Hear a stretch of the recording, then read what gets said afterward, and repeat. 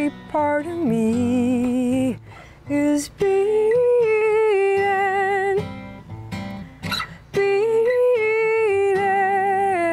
oh. Fresh off her recent win as Best Female Artist at the Edmonton Music Awards, Colleen Brown says a passion for performing came early in life. As a young kid, we'd have a lot of family over, and I would get dressed up in, you know, whatever was in the tickle trunk at the time, and do twirling, twirling and some kind of dance presentation for the family. The love of music was par for the course in the Brown household. Colleen played the piano, she danced.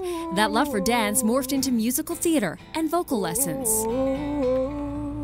So do you remember that moment, the first moment when you put pen to paper and started writing your first song? Yeah, I remember very specifically that I had one of those pens with all the different colored inks in it. I ended up writing like one line at a time in different colors, and it was like, for me, it was as much a songwriting project as it was an art project.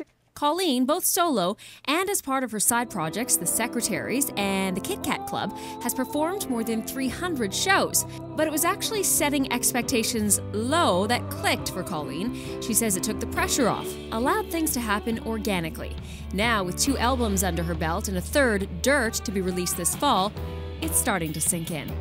The thought never occurred to me that I was going to be a singer-songwriter for a living, and that it would end up being the focus of my career of my life. The progression from that first album to the second album, that was when I started to feel like this is who I am as an artist, and I know where I'm going in an artistic direction. Maybe a more niche market than, say, Lady Gaga.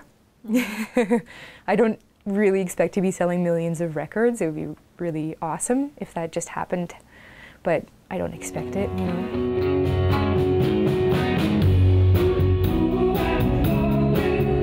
But you've been compared to Katie Lang from Edmonton. You've been compared to Joni Mitchell. Yeah. They're pretty mainstream. You know what? Those are both artists that built their careers, and it was kind of a slow, steady climb for a few years. I think especially in Joni Mitchell's case, I don't think she ever had a #1 hit or anything like that.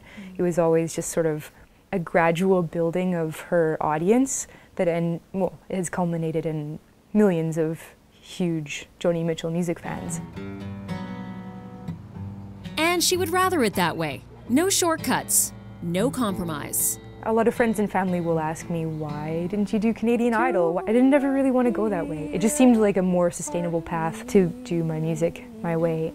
People want something authentic. They want to feel like they're getting an experience that is coming from one human being to another human being. That connection starts on paper. Colleen writes most of her songs while she's on tour. She hit the road several times on cross-Canada treks, once with the Crash Test Dummies. We definitely got a new audience of people that we wouldn't have had if we weren't doing those shows. It's always, when you're an emerging artist, it's definitely important to be touring with these other kinds of groups, because you end up getting exposure to all sorts of different people who would never have heard of you. So a move to Hollywood. Yeah.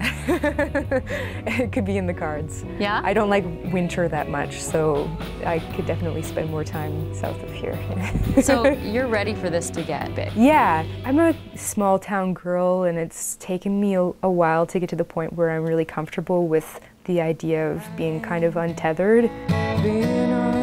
Truly, the best advice that I have received in the last year has been from a guitarist in the music industry, a friend of mine, who said that no matter what you do, as long as you are focusing on doing good work, everything else will follow. It's shown itself to be really true. You kind of have to let go of that, what people's perceptions will be, because I know there's lots of people who really aren't interested in what I do, and it's a kind of validating, actually.